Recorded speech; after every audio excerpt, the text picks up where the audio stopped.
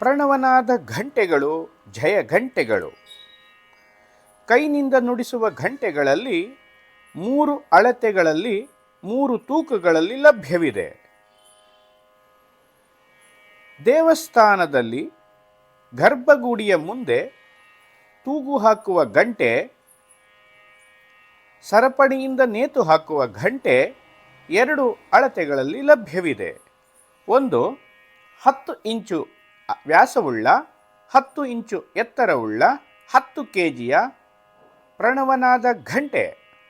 ಮತ್ತೊಂದು 12 ಇಂಚು ವ್ಯಾಸವುಳ್ಳ 12 ಇಂಚು ಎತ್ತರವುಳ್ಳ 12 kgಯ ಗರ್ಭಗುಡಿಯ ಮುಂದೆ ತೂಗು ಹಾಕುವ ಘಂಟೆ.